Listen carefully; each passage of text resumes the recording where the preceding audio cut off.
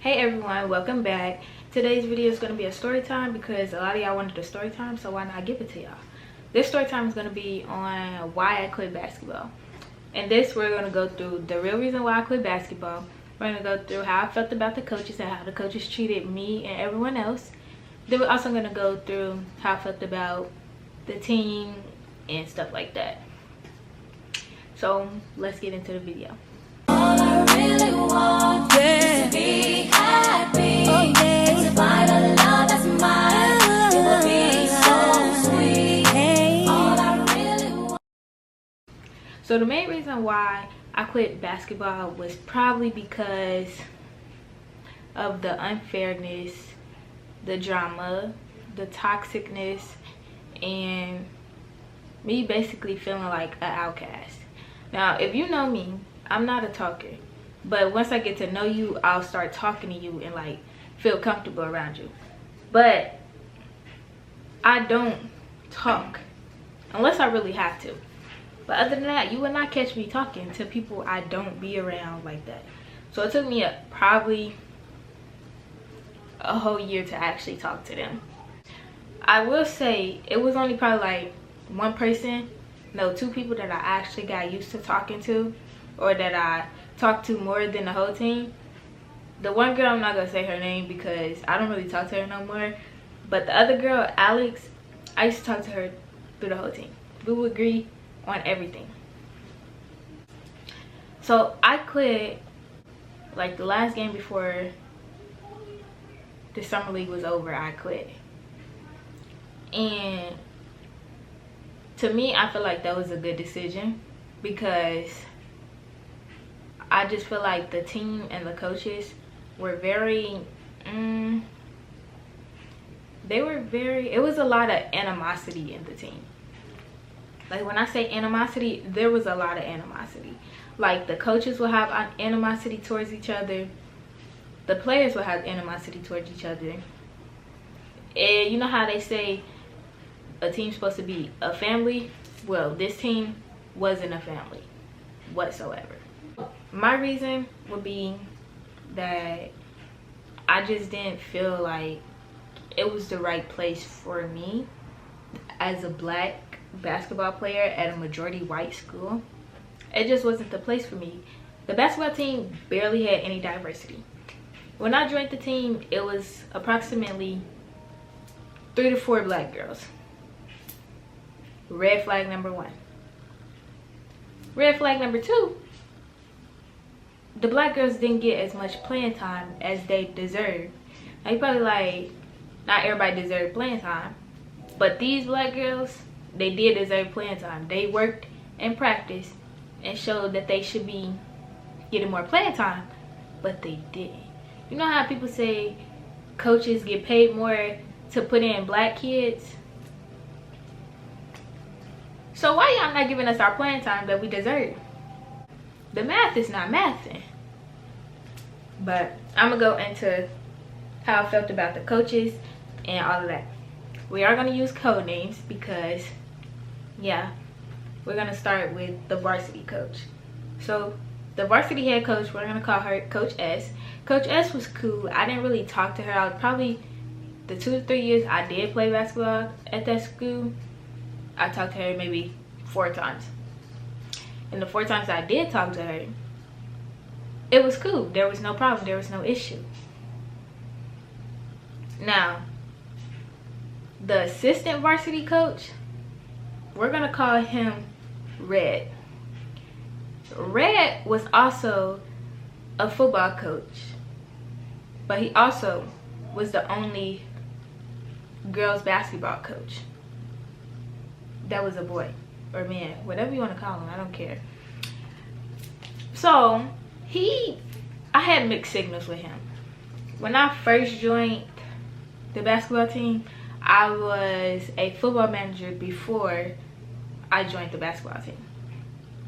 So he would see me during football practices, but he would also see me during like the conditioning for basketball and stuff. And one day he just randomly came up to me and was like, "Oh, you're the new girl who does basketball." I'm just like, "Yeah." Then our our communication was alright. It was, but then I started to notice he was weird, and he started like, the stuff he would say shouldn't be said to kids. It just, like, it wasn't just me. He said, he like, most of the stuff he would say would be directed towards Alex. And me and Alex, we just like, this can't be right. So we just looking like, okay. Then when we had our end of the season meetings, he told me that he think I shouldn't be playing basketball no more because my energy for football is higher than it is for basketball. But I'm like, they're two different sports. Football, I'm not playing. And I'm also around people who actually care. And that team, the football team, was actually a family. Basketball team, on the other hand, it was not. Would not recommend at all. And I'm just like, okay, whatever. It is what it is. Then for the JV coach, we're gonna call her Judy. So the head coach for JV, Judy, I feel like she was the racist one out of like everyone. Like out of all the coaches, I feel like she was the one who was racist. And I say this because if you played JV and you were black, she wasn't going to give you play time. It's just not happening. Like, you'll get like probably 45 minutes max on JV. But if you're not boxing out, or if you're not calling for the ball, you're not getting in. Boxing out, I can see that. But calling for the ball, the black people who was on JV, they did call for the ball. But you got the point guards and the shooting guards that like to hog the ball. And when you do call for the ball, it's a problem. You get where I'm going? I also say I feel like she was racist because it was this one girl, her dad was our strength and conditioning coach. And every time he wasn't there, she wouldn't get in, or she'll get a maximum of like 2 minutes of playing time. But when he was there, she'll get all the playing time in the world. The math ain't mathing, is it? It's not. Now, I'm gonna go to the C team coach. We're gonna call her Coach M. Coach M, she had the most animosity towards me. I don't care what nobody says. She had the most animosity towards me. She would not talk to me. Every time she did want to talk to me, or she felt like she needs to say something to me, she would eyeball me and talk to another coach. I'm like, if you have something to say, you might as well say it. You're a coach, right? You're supposed to say what's on your mind, right? So why not say it? Now, my favorite coach, we're going to call her Martha. I don't know why, but we're going to call her Martha. Now, Martha, everybody, when I say everybody on the team loved her, everybody on the team loved her. Why? Because she cared for everybody. She cared about everybody's feelings, and she would give you the real spiel other than all this fake animosity stuff. Like, I literally could go to her about anything. But we mainly talked about shoes because she was a shoe fanatic, and so was I. So, yeah. Yeah. That's all I really got to say about her. Because, I mean, everybody loved her. Now, the team. The team, I'm going to give it a 5.4 out of 10. Because it was too much drama, animosity, fakeness. It was too much. And when I say animosity and fakeness, I mean the seniors, my class of seniors, they would all talk about each other, but then be buddy-buddy outside of school. Are you serious? You can't be serious. But no. They were serious, alright. Most of the, like, younger classmen, I didn't really have a problem with them or, like, peep anything. But it was mainly the seniors. It was always the seniors. I don't know why, but it was always the seniors. Me, most of them got mad at me because I wouldn't hang out with the seniors. I would hang out with the younger classmen.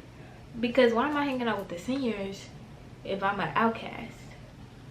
Why would I want to be an outcast with a group that don't talk to me, that don't try to talk to me, when I could just be with a group of kids that do talk to me, or that I do communicate with, or try to connect with? Right, my point exactly. I'm not the only one who thought this though. Alex did too. Alex peeped it more than me, but to be honest, I didn't really pay attention like that. But it all added up towards the end, so I'm just like, okay, whatever. And I say they lost about 10 players in the last year because of all the things I've stated. All the things I stated, they lost about, I say about 10 to 15 players. Now that's, if you ask me, that's a problem. And I think the last person to quit was Alex. And she found a better alternative, and that's being a thrower during track season. And I'd rather her be happy doing that than be on a team that's not giving her the recognition that she needs. You feel me? Yeah. But that's basically my story time. This story time low-key probably all over the place, but it is what it is. I can't, my mind is just like, it's all over the place. But yeah, bye guys.